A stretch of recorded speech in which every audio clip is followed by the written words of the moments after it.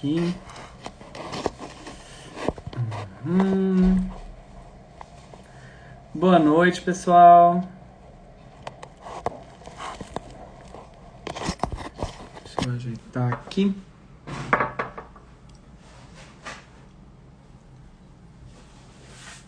Vamos começando aqui essa live. Vamos esperar o Prado para que a gente possa começar a nossa conversa. Boa noite, pessoal. Tudo bem? Letícia, Super Joia, Grace, Alice, boa noite. Estamos esperando o Prado entrar para a gente poder começar. Hoje nós vamos falar sobre infidelidades. Muito bem, já estou colocando aqui para a gente publicar e vou fixar esse comentário. Muito bem. Nosso Matheus Segura querido, nosso monitor da TMS. Alba, tudo bom, pessoal? Que joia. Estamos esperando para entrar pra gente... Ah, entrou. Joia. Muito bem. Agora, pra gente começar aí essa nossa conversa. Tô tirando as minhas plantas aqui da frente. Ó, o prato tá vindo, entrando. Chalice, muito legal. Ana Marques, boa noite. Miriam. Muito bem. Ieda, querida. Tudo bom? Vamos começar daqui a pouquinho. O Prado já aceitou. Estamos só aguardando agora a conexão para a gente poder falar de um tema muito importante, praticamente atemporal, aconfiguracional, que é o tema da infidelidade, ou das infidelidades, né?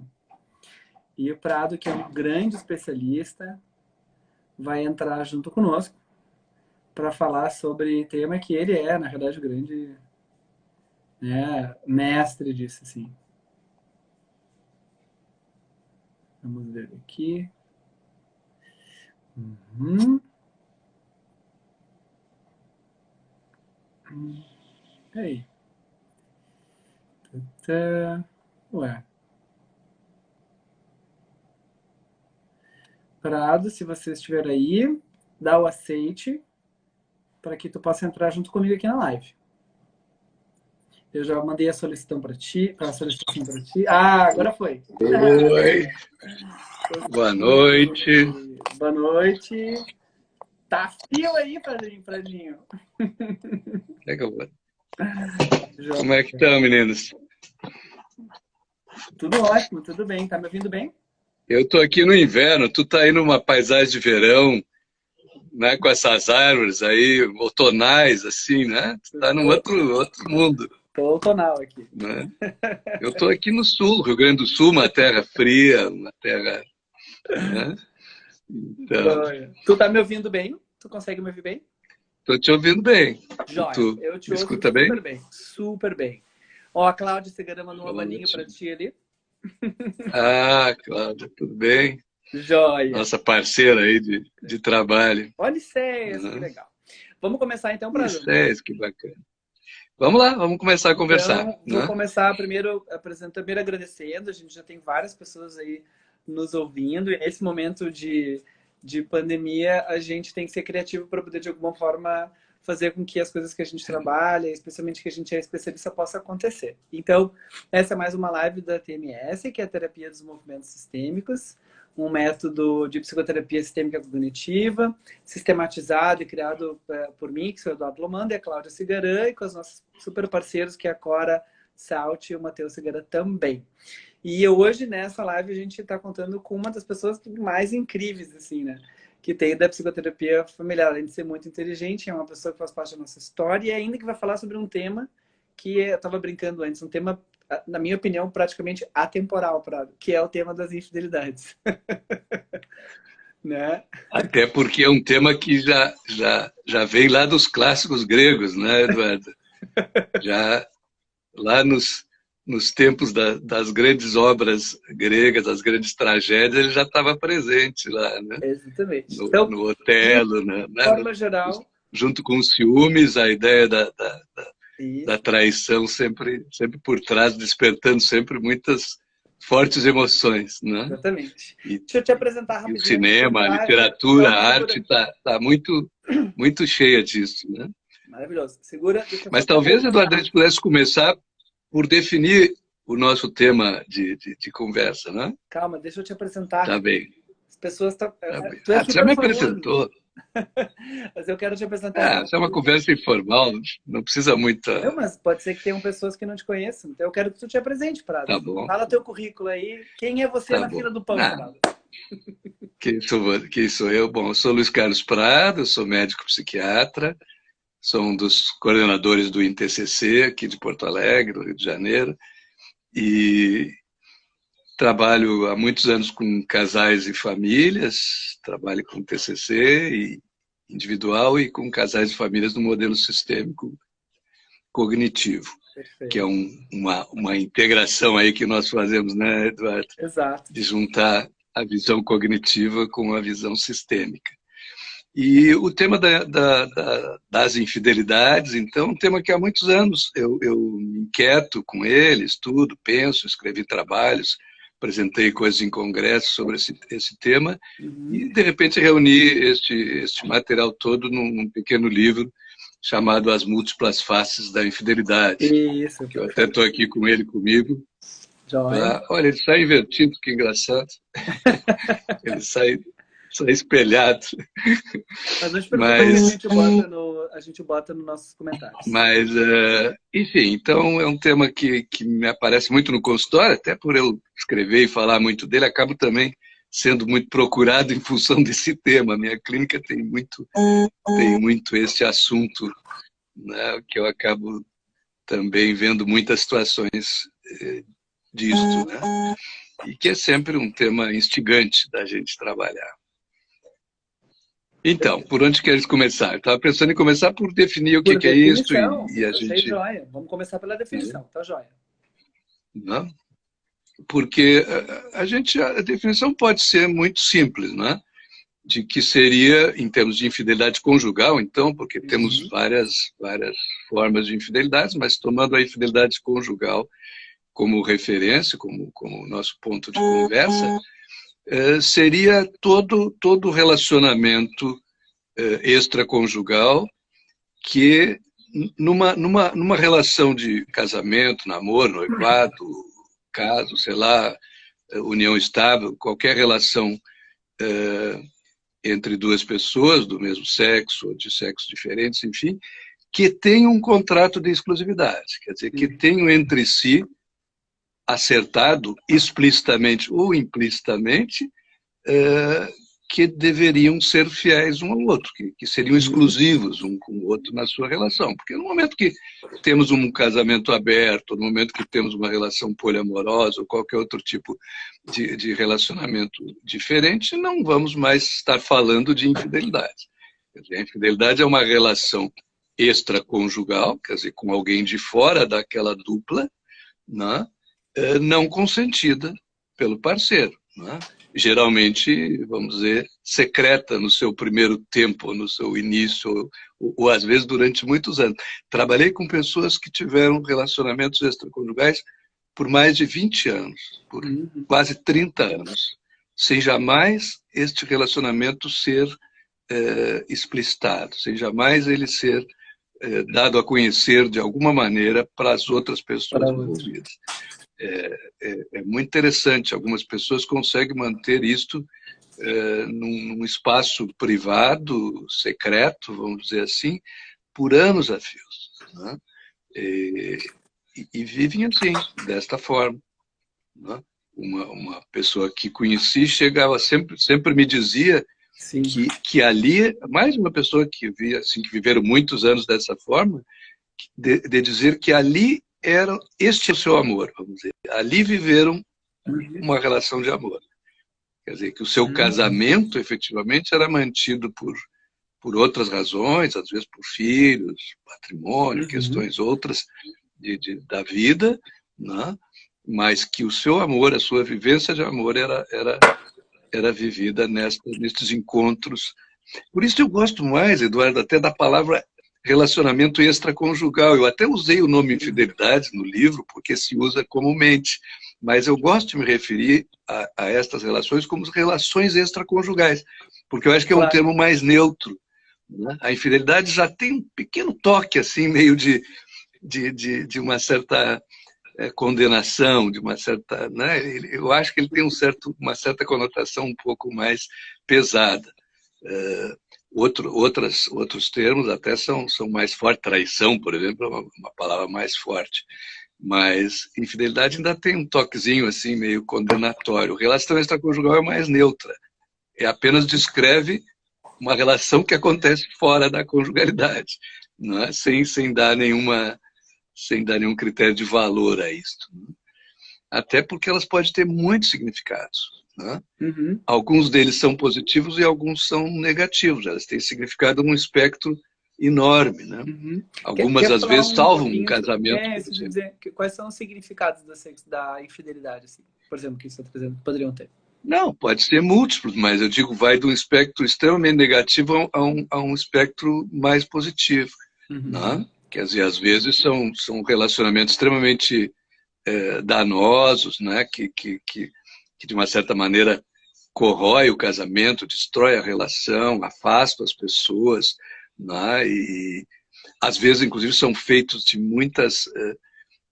ocorrem no seu contexto muito que eu chamo de golpes baixos. As pessoas mandam cartas, falam para o cônjuge do parceiro, mandam cartas anônimas ou mensagens anônimas. Carta não se manda mais, mas mensagens, né? E, enfim, fotos, enfim, as pessoas falam para os outros, enfim, as pessoas às vezes causam muito estrago no contexto dessas relações. Outras são, às vezes, um acordar de um casamento, por exemplo. Né? Às vezes é uma relação breve que vem à tona, que acaba sendo tomado conhecimento pelo parceiro, ou até é dado conhecimento para o parceiro, e elas funcionam, às vezes, como uma oportunidade do casal se dar conta de que alguma coisa não ia bem, e poder avaliar, por exemplo, né, que de repente o que estava acontecendo, de repente não estava cuidando bem da relação, de repente estavam distantes, ou de repente alguém não estava bem e ficou afastado. Enfim, mil coisas da vida que às vezes afastam as pessoas, né? Porque um casamento é uma coisa muito difícil, né? Um relacionamento de longo prazo, qualquer tipo, né? Casamento, união estável, qualquer relacionamento de longo prazo é uma coisa que tem que ser muito bem cuidada, tem que ser muito bem alimentada, tem que ser muito bem, né? Tem que ser mantida sempre ativada e, né, para que ela se mantenha uma fonte realmente de satisfação, uma fonte de crescimento, uma fonte de positiva na vida pessoal, algo realmente que construa, que ajude, que some na vida da pessoa. E às vezes as pessoas se perdem disso, se distanciam, se afastam, se isolam, mas ficam solitárias e é nisso as brechas que às vezes entram terceiras pessoas ou quartas pessoas, enfim. Né? Enquanto você está falando, eu estou anotando algumas coisas para te perguntar e algumas pessoas também estão perguntando, então tu vai falando, quando terminar eu vou te fazendo mais perguntas. Não, a gente vai falar desse assunto, vai falar a vida toda, mas eu separei algumas só pegar alguns temas desse ponto. Nós botamos ali de falar um pouco de mitos e crenças, né, que se reveste. Por quê? Porque, diferente de outros temas que a gente trabalha, que são um pouco mais neutros, por exemplo, assim, né? Quando a gente trabalha com pais, por exemplo, né? A gente trabalha com crianças, todo mundo mais ou menos tem um certo consenso sobre o que é, né? O que é legal em termos de ser pai, ser mãe, né? São coisas que a cultura nos oferece mais ou menos uns padrões estabelecidos e mais ou menos uniformes. A infidelidade é aquelas coisas sobre as quais tem muito preconceito, tem muitas diferentes crenças sobre ela. E, por incrível que pareça, essas crenças também existem nos terapeutas. Sim. E é uma das coisas que me preocupa sempre muito, porque uma pessoa que vai procurar uma terapia com um terapeuta que tem alguma visão um pouco distorcido, ou algumas crenças apenas negativas, vai atrapalhar. Então, por exemplo, no livro da infidelidade tem um capítulo, né, a face cognitiva das infidelidades, que eu pego algumas crenças, né, que são comuns. Né? Uhum. Por exemplo, uma crença central já de início assim, né, é uma ideia, mais um mito até, que as infidelidades são uma grande fonte de separação dos casais, por exemplo. Muitas pessoas, quando pensam numa infidelidade, já pensam, isso aí é motivo de separação. E tu sabe quantos por cento, pelas pesquisas que a gente tem acesso, das pessoas que têm um caso, ou dos casamentos onde acontece um caso no meio, se separam?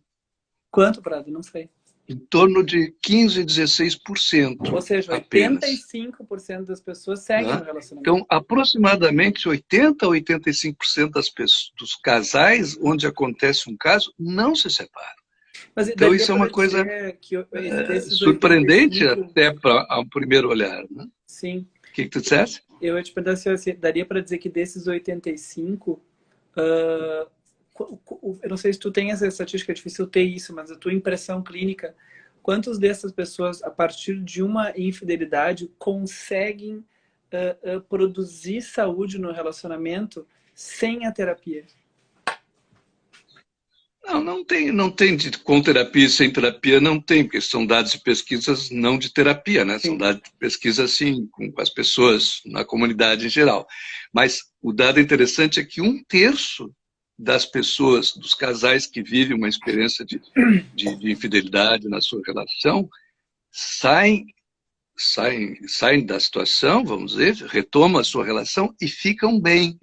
Ou até melhor, vamos dizer assim. Seguem bem juntos e até aprendem algo com isso, até crescem, até, de alguma maneira, vamos dizer assim, aprendem algo com essa experiência. O que tu acha que são as variáveis que fazem com que os casais, a partir da traição, consigam crescer com ela? O que seria importante um casal possa fazer, ter, ou de alguma forma se orientar para poder conseguir fazer da traição um crescimento? Uma delas, algumas coisas, né? Primeiro, o entendimento de que isto não tem um culpado único. Porque, por exemplo, alguma das crenças que perpassa esse assunto é quem que é o culpado. Algumas pessoas botam sempre a culpa no terceiro, algumas pessoas botam frequentemente a culpa no parceiro ativo, vamos dizer, aquele que buscou a relação fora do casamento, né? Poucas pessoas culpabilizariam o outro parceiro, mas a tendência de achar um culpado é uma das coisas que distorce muito a visão sobre o assunto. Né? Uma segunda coisa, então, poder ter uma ideia de que isto ocorre num contexto relacional que propicia que isto aconteça e que há participação e alguma responsabilidade de ambos os parceiros nesse processo, seja por omissão, por distanciamento, por descuido, seja pelo que for, que o outro parceiro não participante tenha contribuído, que tem esta visão, né, de que haja cada um possa assumir uma parte da responsabilidade do processo. Segunda questão muito importante, a questão do perdão. Por exemplo, uma das crenças que eu relaciono ali é que infidelidade não tem perdão, por exemplo. Né? Esta é uma coisa muito comum na cultura. Uma outra, por exemplo, quando acontece uma infidelidade, o casamento está condenado. Não se pode colar um vaso quebrado. Já ouviu isso, né? Já. Um cristal quebrado não se conserta. Né?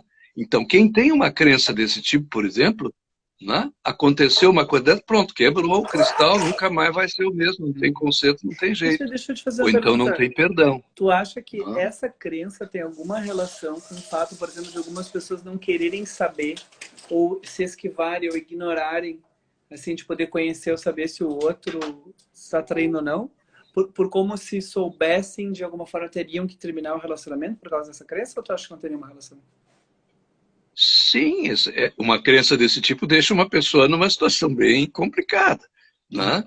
Porque ela pode, eventualmente, estar recebendo sinais de que isso possa estar acontecendo, mas se ela tem uma crença nessa cabeça, se eu souber, eu vou ter que terminar o casamento, e a pessoa não quer terminar, ela pode até Isso pode até levar a esse tipo de distorção, da pessoa fechar os olhos e fazer de conta que não está acontecendo nada, o que é péssimo, porque ninguém vai aprender nada nessa história e isso vai ficar uma relação cheia de véus, cheia de silêncio, cheia de não ditos, né? Porque a grande questão que a relação extraconjugal leva aos casamentos é começar a criar um ciclo de silêncios, de coisas que não se toca, de mentiras que têm que ser feitas para poder dizer que está num lugar e não está no outro, que foi viajar, mas não foi, ou que está almoçando com alguém, né, e está num motel. Quer dizer, estas coisas, para criar um espaço, né, na vida de alguém para poder ter um relacionamento fora do casamento, tem que haver, né, vão se criando algumas mentiras, algumas falsidades, ou alguns silêncios, algumas coisas não faladas, alguns temas que não podem ser falados. Então isso vai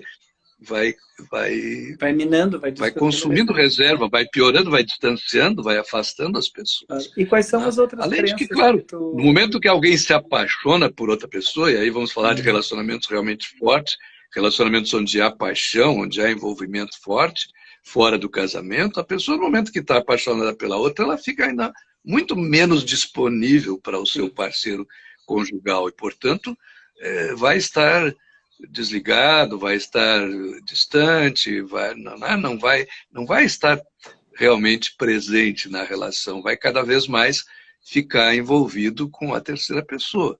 Né? E isso esvazia o casamento, isso né, tira energia, tira a vida dele. Né? Por isso, ele, mesmo sendo secreto, mesmo ele não aparecendo, ele consome energias e empobrece o relacionamento. Né? Com certeza. Agora, quando ele vem à tona, aí nós temos realmente o grande trauma das infidelidades. É quando alguém descobre ela, especialmente de supetão, assim, né? Aquelas coisas que descobre lá no celular, toda uma conversa enorme lá, às vezes cheia de manifestações amorosas intensas, ou até, né, de trocas de imagens, de nudes, de fotos, e mil coisas que as pessoas às vezes guardam por evidências de privacidade, por querer reter, por querer guardar aquelas lembranças, enfim, bota lá no celular, num computador, daqui a pouco alguém vai lá e abre, e aí é um choque, né? Aí a pessoa, de uma hora para outra, se dá conta que existe um outro mundo que ela não conhece do seu parceiro, da sua parceira, né? E isso é extremamente traumático. E aí entra a face traumática das infidelidades, que é um capítulo bem importante, assim, que é esse que às vezes chega aos nossos consultórios, que são as pessoas extremamente machucadas, feridas e sofridas, né, ao tomarem conhecimento, né, de uma relação do parceiro, às vezes de bastante tempo, enfim, ou mesmo recente, mas onde há muito envolvimento, muita paixão. Né? Tu tá ganhando um chá aí? Eu falei, eu quero um chá.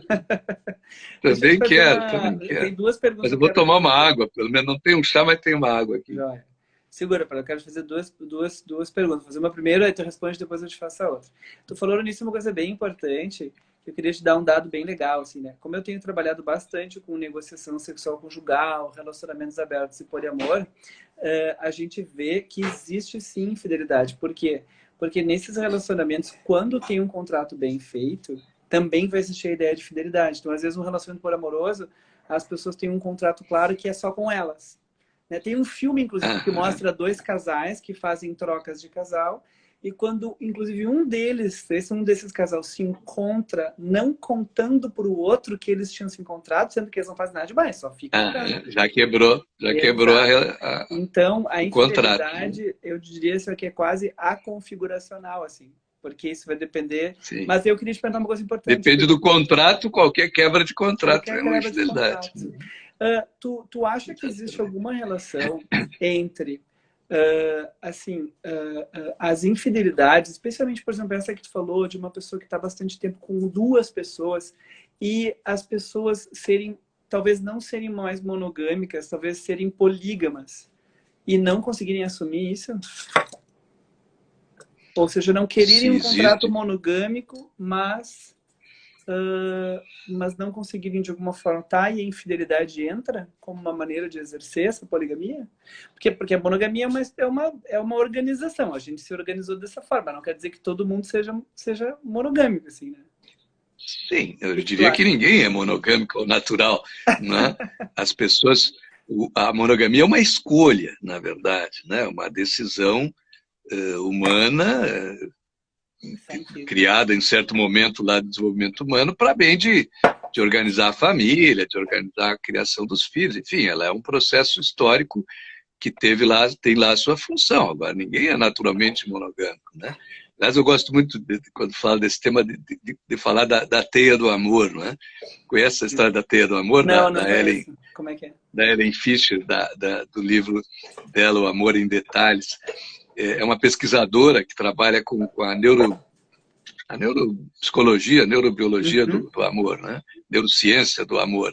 Então ela faz pesquisa sobre paixão. É muito Ai, interessante. que Aquelas joia. coisas de fotografar o cérebro Sim.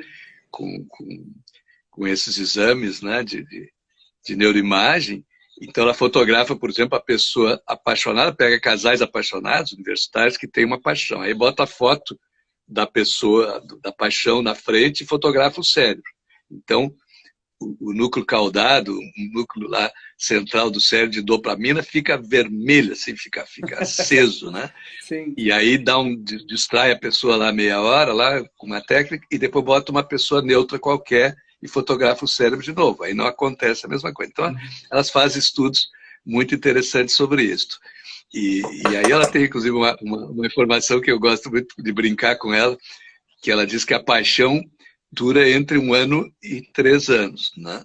E, em média, 1 ano e 8 meses. Então, eu gosto de brincar que a paixão dura 1 ano e 8 meses, porque, na verdade, tem muita variação, mas ela é um estado que tem um limite, né? Ninguém consegue viver apaixonado todo o tempo, porque a paixão é um sentimento muito intenso, né? E muito egocêntrico. A pessoa apaixonada, ela é muito centrada em si mesma, né? Sim, é Enquanto que o verdade. amor é um sentimento mais generoso, o amor é um sentimento mais amplo, mais complexo, Exato. mais cheio né? Ele é feito de várias coisas: amizade, parceria, admiração, respeito, consideração, enfim, e também uma atração e tudo mais, né? Carinho e um bom sexo.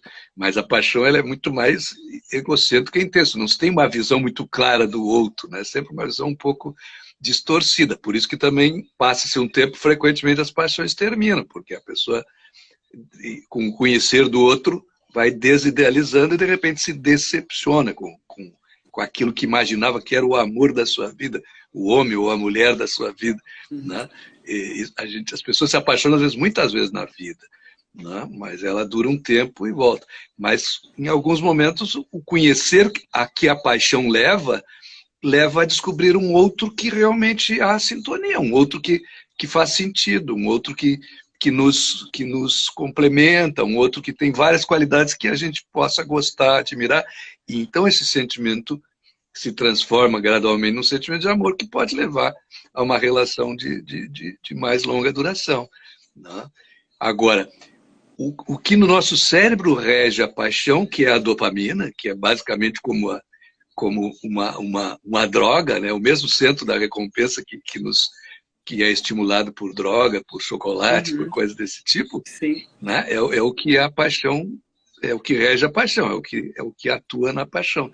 Enquanto que o que rege o sentimento de amor é um hormônio, que é a ocitocina, que é o hormônio do apego, que é o hormônio, né? Que é um outro caminho no cérebro, vamos dizer assim, que rege as relações de apego, as relações de longa duração. E o sexo é regido pela testosterona, que é um outro elemento mais primitivo e mais básico e indiscriminado. Quer dizer, o sexo é uma atração por qualquer outro que seja atraente, que seja interessante fisicamente, enfim, é um sentimento bem mais primitivo. Então, a Ellen chama isso de a teia do amor, quer dizer, o sexo, a paixão e o amor, regido por três, na nossa cabeça, evolutivamente foram colocadas ali ao longo da história da evolução, e os três funcionam na nossa cabeça ao mesmo tempo, né? E isso gera complicações as mais variadas, né? De pensar Sim. que Por Tu quê? acha Porque às vezes a pessoa que... pode desejar várias pessoas, pode amar uma pessoa e pode se apaixonar por uma pessoa Exato. no mesmo tempo da vida, né? E isso gera confusões complexas e muitas pessoas chegam no consultório com essas angústias, né? Uhum. Eu amo a minha mulher, eu amo o meu marido, mas eu estou encantado com aquela pessoa outra Sim. e eu não sei o que, que eu faço, eu não quero deixar porque eu tenho uma história, um amor, eu tenho uma, né, eu tenho muitas coisas construídas juntos com esta pessoa, mas ao mesmo tempo esta outra me encanta, me apaixona, me faz, né, me faz bater o coração, me dá frio na barriga. Quer dizer, a paixão é feita dessa coisa visceral, né? O amor é feito de uma construção, de uma história, de muitas coisas ao longo de muitos anos, Uhum. né? Então, são complicadas essas coisas, É né? isso que eu queria te Você perguntar. deve Tu ter acha que visto se a muito gente disso. medisse o cérebro desses casais que tiveram infidelidade, conseguiram se reorganizar, crescer, será que ali tu acha que existe uma possibilidade de resgate da paixão e desse sistema dopaminérgico e desse processo? Ou não? Ela é uma coisa que vai ter aquele período e nunca mais ela vai voltar? Resgata, porque a gente pode se apaixonar de novo pela mesma pessoa, né? A paixão, quer dizer, a gente diz que ela dura alguns anos, mas ela pode ser reativada, né? A própria Ellen Fischer, ela diz que várias coisas podem reativar a paixão, né? Uma viagem, uma aventura juntos, uma descoberta em conjunto, né? Um encontro mais próximo, o próprio encontro, às vezes, de falar sobre o que aconteceu na experiência extraconjugal de um parceiro, às vezes ativa coisas assim muito que estavam lá atrás perdidas e que são reativadas, né? Um Sim, estar junto mais intenso, um estar mais próximo, uma coisa mais quente na relação pode sim ser ativado, perfeito. ser reativado. Deixa eu voltar uma coisa que a Márcia fez uma pergunta, eu achei super legal. Ela disse assim, são duas perguntas. Primeiro, quanto tempo tu acha assim que na tua prática tu leva para ajudar os casais a poder fazer o perdão? E a pergunta dela foi o seguinte, vou abrir a pergunta dela porque eu acho que de repente a gente pode pensar maior. A pergunta dela foi assim, se as pessoas acabam revelando a traição, a infidelidade para a família, isso piora ou dificulta o perdão? E aí eu queria te perguntar, bom, a questão da infidelidade num casal, qual é assim, o limite entre o que é privado do casal e o que é possível, ou indicado ou não indicado, de se abrir para outras pessoas, assim? Esse limite ele é ditado muitas vezes pela raiva, né? Boa! A raiva é a grande, eu diria que é a grande destruidora da privacidade que seria desejável de manter nessas situações. Porque o que eu chamo que é o jogar no ventilador, né? A raiva, o desejo de vingança, os sentimentos negativos que surgem no parceiro magoado, né, eles levam às vezes a esse tipo de coisa. Vai lá no trabalho da pessoa, arma um barraco, conta para todo mundo, vai lá na casa, fala para o sogro, para a sogra, para os amigos, chama os filhos, olha, teu pai ou tua mãe é uma vagabunda, é um mau caráter. Né? Mau caráter, por exemplo, uma crença, por exemplo, muito negativa, é que quem tem uma infidelidade é um mau caráter. Uhum. Essa é uma grande crença negativa, porque as pesquisas sobre infidelidade mostram, no Brasil, aqui, as pesquisas feitas aqui por pesquisadores brasileiros, mostram que 60% dos homens e 47% das mulheres, em algum momento de uma relação do seu casamento, em algum momento dele, tem um relacionamento extraconjugal. Ora, uma coisa que acontece com mais de 50% dos homens e quase 50% das mulheres não pode ser sinal de mau caratismo, senão o mau caratismo está Estaria realmente disseminado em 50% das numa, pessoas. E numa uma dose cada assim duas seria um mau realmente caráter. excessiva. Até existe muito mau caráter, mas eu acho que nem é É. tanto nas Mas será que infidelidades. O mau caráter está isso. mais até em Será, outras áreas será que que a isso não gente vê vem por por causa aí. da mentira? Por causa da mentira que ocorre na infidelidade? Da ideia das pessoas talvez confundirem as mentiras, as histórias com o mau caratismo? Não, ele vem. né? De algumas crenças, claro, de que tem um pouco das ideias religiosas, do casamento para toda a vida, do compromisso, né, religioso, vem um pouco de algumas coisas desse tipo, né? Mas o fato é que é uma coisa que pode acontecer com qualquer pessoa, né? Então, se 60% tem o ato, as outras 40% em algum momento tiveram até vontade de fazer, né? Ou viveram alguma situação onde tiveram talvez vontade de fazê-lo. Tem grandes filmes, eu estava revendo até agora, porque eu vou dar uma aula no sábado onde envolve um pouco esse assunto, eu estava revendo, por exemplo, As Pontes de Madison, né? Deve conhecer, a maioria das pessoas Sim. conhece. Aquela mulher simples do campo lá, casada, com 2 filhos adolescentes, vivendo numa zona rural pequena, um lugarejo pequeno lá do interior dos Estados Unidos, era uma mulher simples, né? De longe, uma má caráter, né? De longe, né? Seria a última pessoa que pensaríamos que seria uma má caráter, um mau caráter, né? Ela se envolve, né? Ela se envolve numa paixão naqueles 4 dias em que aquele fotógrafo chega lá para fotografar as pontes de Madison e ela se envolve num amor lindo, um romance lindo, uma paixão, na verdade, linda, né? E quase vai embora com ele. Mas depois ela começa a refletir o que aconteceria com o marido dela, com os filhos dela, com eles mesmos lá na frente, quando passasse o tempo e ela lá num outro mundo com ele, andando pelo mundo, era um fotógrafo da National Geographic. Então, assim, ali o amor que ela tinha pelo seu marido e pelos seus filhos prevalece. E ela fica. Mas guarda a lembrança daquela paixão por toda a vida dela. Né? Tu acha que as Aquilo pessoas ficou deveriam guardado. revelar sempre, ou nunca, ou algum in-between, seus casos infiéis, mesmo que já tenham sido acabados? Eu acho que depois que acabou, não é necessariamente uma coisa que acontece, coisa assim. Isso também é uma crença. Alguns terapeutas pensam, não, sempre tem que revelar. Aí aconteceu o caso que a gente sempre conta. Um terapeuta disse para a pessoa, não, tem que revelar. A pessoa disse, não, há 14 anos atrás eu tive lá um caso e tal. Casada há anos, lá, filhos, família inteira. Não, tu tem que revelar, tem que revelar. O cara foi lá, contou para a mulher, olha, 14 anos, sei lá, eu tive uma namorada, a mulher ficou puta. Desculpe o termo.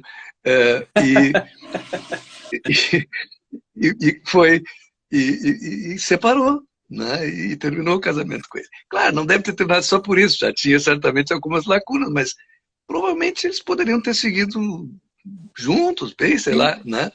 Então, assim, às vezes não é o caso, né? Se for uma coisa rápida, se aquilo terminou, se a pessoa encerrou, deu, né? Só vai magoar o outro, só vai ferir a autoestima, só vai causar mais dor do que ajudar. Se tu tá atendendo um casal, por exemplo, e por algum motivo tu resolve fazer um momento individual e essa pessoa te revela isso, que tu faz? Como é que revela uma infidelidade dela? Como é que tu trabalha? Sim, se numa infidelidade ela é revelada numa entrevista individual, e frequentemente a gente faz, quando avalia um casal, uma entrevista com o outro, até para ouvir melhor algumas coisas que a pessoa não sinta vontade de falar com o parceiro. Isso. Então, se o parceiro conta, olha, estou apaixonado por outra pessoa, me envolvi, estou enormemente envolvido, estou dividido, não sei o que eu faço, vamos conversar, né? Vamos conversar nós, né? Vamos dizer para tua esposa que tu precisa de um tempo, ou vamos conversar nós, ou então tu vai buscar uma terapia separada, mas enfim, ou eu faço esse trabalho, né? Vamos dizer para tua esposa que tu precisa de um tempo para arrumar a tua cabeça e resolver algumas questões na tua cabeça. E aí vou trabalhar com ele, ou ele vai trabalhar com alguma outra pessoa, o que ele quer fazer. Exato. Né? Porque aí a coisa está presente, aí tem que resolver. Ou vai te separar e viver com essa outra pessoa, ou tentar a vida lá, ou vai terminar e tentar então voltar, e aí conta o que se passou. Aí sim, porque quando está quente ali, tem que poder dizer que se passou alguma coisa, senão também a outra pessoa fica num quebra-cabeça que ela não consegue juntar uma peça, né? Porque às vezes as pessoas têm essa sensação, num casamento onde há uma infidelidade, que tem uma peça que falta.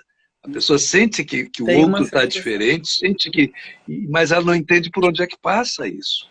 né? Então tem que completar, tem que dar a outra pessoa o conhecimento do contexto da coisa, que aconteceu algo realmente, está acontecendo algo. Porque a outra pessoa percebe, e se o outro diz, não, não é nada, não tem nada, pô, a pessoa nega a percepção do outro. E isso é enlouquecedor. Porque a pessoa está vendo que a pessoa está diferente, está vendo que ela não ama mais da mesma forma, está vendo que ela não é mais tão carinhosa, está vendo que ela, de repente, está evitando contato com a pessoa. Né? E isso é muito sofrido. E aí a pergunta tem alguma coisa, não, nada, nada, só isso, sei Tem lá, negação. trabalho, fica dando desculpa, dando enrolada, aquela coisa. Isso é ruim, porque isso invalida a percepção da outra pessoa, isso é enlouquecedor.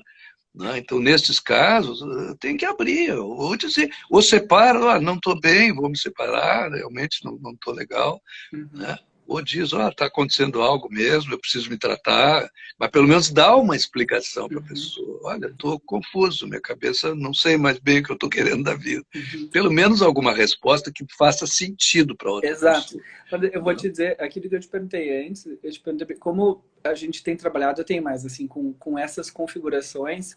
Eu já tive, por exemplo, mais de um paciente homem que tá individual, né, terapia individual, que tinha um relacionamento amoroso, tinha um relacionamento de casado, né, os dois com filhos, são 3 na verdade que eu tive, e tinham amantes. E não tinham vontade de terminar com os amantes, gostavam dos amantes, ficavam com os amantes. E eu fico pensando aqui se daria para a gente poder pensar que se a gente está falando de uma amante, ou seja, porque a amante, o conceito dela, eu entendo que está sempre em oposição a uma mulher que seria oficial, né? E eu fico pensando assim, no relacionamento desses caras aqui, a gente não está falando de alguém que talvez, né? E para os 3 eu perguntei isso, e os 3 me disseram que sim. Né? Se as mulheres aceitassem, se eles gostariam de seguir com as duas juntas. E os 3 disseram que sim. Né? E aí eles só diziam, eu só não revelo, eu só não faço essa pergunta para minha esposa, porque a minha amante já aceita isso. Né? Porque eu sei que a minha esposa é aquela que... A amante em geral, sabe da outra. A amante tem a situação a visão mais completa da situação, né? Além do próprio parceiro participante. Porque a amante já quando conhece a pessoa, já sabe que ela é casada, desde o início sabe, ele ou ela. Né? Então sabe que tem uma outra pessoa. Claro que amantes também se enganam, naquele sentido assim, de pensar que o casamento está morto totalmente. Isso também é um engano dos ou das amantes, que ficam às vezes muito surpresa quando tomam conhecimento. Mas vocês transaram? Não, eu pensava que isso não acontecia mais. Não, acontece. Né? Então, às vezes, as amantes se surpreendem. Mas digamos que a amante tem pelo menos uma visão mais completa da coisa. Quem tem a visão mais completa é quem está no vértice, né, das duas pessoas. Mas a amante tem uma visão mais completa e o parceiro que o Balco chama de o parceiro magoado, que é o outro, né, o que não está na relação, o que está de fora, tem a visão a menor visão, né? Não está entendendo muito o que está acontecendo. Né? Mas a amante, às vezes, também se ilude, ou que ele vai se separar a qualquer momento, né? Daqui a pouco vai se separar aquela coisa. Eu vou resolver isso. Né?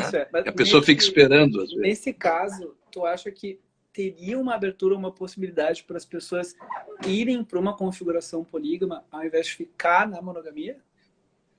Se houvesse abertura para isso, sem dúvida, Eduardo, seria maravilhoso. Agora, a maior parte das pessoas que estão num casamento não tem esta abertura, né? As pessoas mais velhas, pelo menos, talvez as pessoas mais jovens hoje já têm uma cabeça melhor preparada para isso.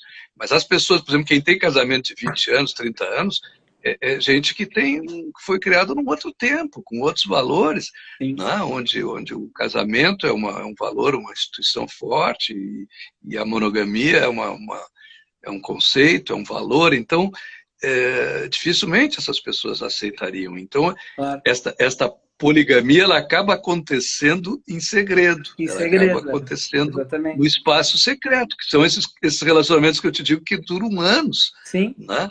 E às vezes com a mesma pessoa, às vezes a pessoa tem reiterados namorados ou namoradas ao longo da vida. Né? Então é uma poligamia que se estabelece no espaço secreto, No espaço secreto. uma privacidade, vamos dizer Por assim. isso que eu acho difícil, mas não difícil, mas às vezes a gente teria que repensar o conceito, né? Porque às vezes o amante parece que é uma pessoa que teria um nível hierárquico menor, né? E se for olhar pela lei, a lei não diferencia nada disso. Se a pessoa teve um relacionamento em união estável com duas pessoas, por mais que não seja legal, a herança pode ser para essas duas pessoas, Sim, hoje em dia a né? lei protege, a lei Exato. protege. E deixa eu te perguntar uma E, coisa. aliás, falando nos amantes, nós botamos ali que nós íamos falar de pandemia também, né? Eu não sei que tempo Claro. nós temos, Prado, nós temos mas eu lembrei que nós temos estávamos mais falando em termos de temos pandemia. 5 minutos, Prado. Vai lá na pandemia e relações e traições virtuais. Tá. Não, eu queria só mostrar um texto, porque um dia eu acordei preocupado com os amantes em pandemia. Sim. E aí escrevi um texto. E eu queria mostrar, e se desse Claro, tempo a leia gente para nós conversar aí. um pouquinho sobre ele. Então eu vou só ler um textinho curto, acho que em 2 minutos eu leio, né? Eu escrevi naquele dia assim: hoje lembrei dos amantes. Não no sentido amplo do termo, que se refere a todos os que amam. Estes podem estar juntos, ou se não estão, sempre podem buscar encontrar-se, ou mesmo proclamar em alto e bom som sua dor por não poder encontrar-se, né, em tempos de pandemia. Sejam namorados, pais e filhos, ou avós e netos que se amam, se não estão juntos, podem conversar sobre seus amores sem receio, e sempre receberão o apoio e a compreensão das pessoas. Mas hoje eu lembrei dos amantes cujo amor não pode ser falado, pois são secretos, clandestinos. Costumavam ser vividos nos espaços possíveis, motéis, hotéis ou outros lugares Uhum. privativos.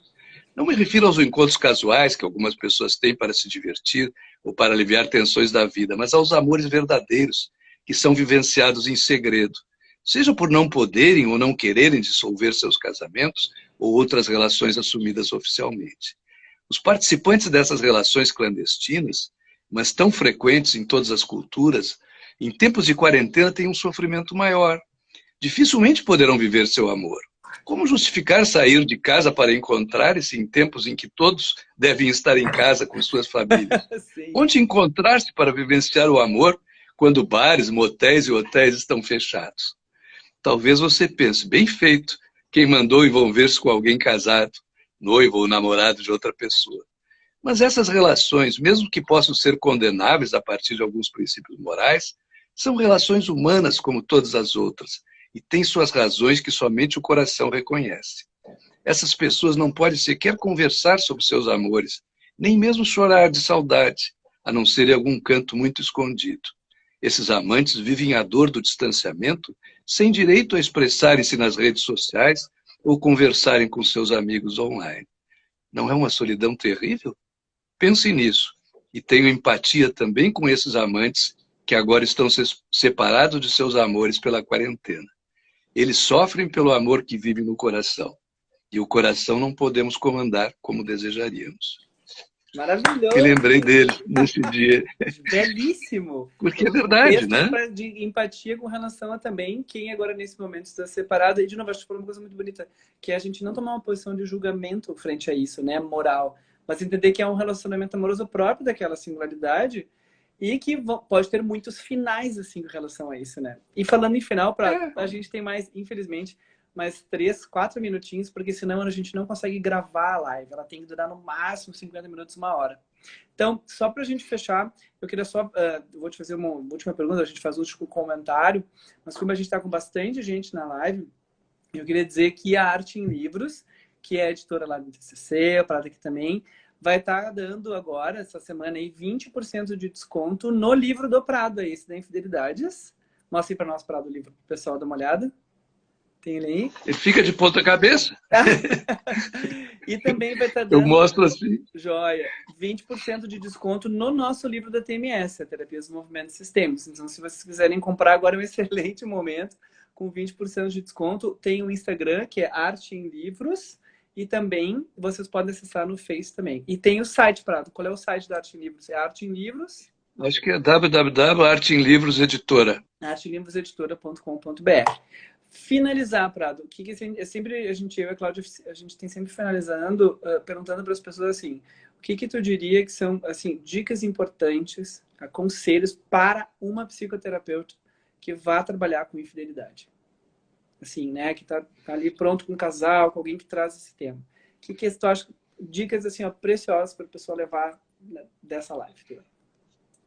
Eu acho que basicamente não pode ser uma pessoa que tenha preconceitos, não pode ser uma pessoa que tenha crenças muito negativas. Por exemplo, quando eu fiz uma pesquisa sobre isso, Crenças morais. alguns terapeutas, por exemplo, eu fiz uma pergunta numa pesquisa com terapeutas sobre o que uma frase, o que elas acham de uma frase? Eu sinto raiva quando pacientes me relatam situações de infidelidade. 7% de terapeutas me responderam que sim. Eu fico pensando, um terapeuta que sente raiva quando alguém contar uma situação assim, não pode trabalhar com isso. Né? Então, eu acho que a pessoa, quando tem certas crenças desse tipo, ou que infidelidade não tem perdão, né? Ou, enfim, coisas desse tipo, não deve trabalhar com esse tema. É como quando a gente tem um problema qualquer, sei lá, não gosto de drogas ou álcool. A pessoa não gosta de trabalhar com drogas e álcool, por exemplo. Sim. Porque eu tenho uma dificuldade de entrar na minha cabeça como é que alguém destrói a sua vida todo o tempo fazendo a mesma coisa, se drogando o tempo todo. Então, eu não tenho paciência para trabalhar com drogas e álcool. Vai ter que supervisionar. Mas eu tenho empatia com as pessoas que se apaixonam. Vai ter que supervisionar. Então eu consigo trabalhar melhor porque eu compreendo que as pessoas se apaixonem eventualmente por outras pessoas e não acho que isso é mau caratismo e acho que isso é da vida, que é do humano. Então eu consigo compreender e consigo compreender o sofrimento também de quem fica fora dessas relações e consigo compreender as angústias de quem às vezes tem que resolver o que vai fazer e fica completamente perdido nessas dubiedades da vida, do coração, enfim.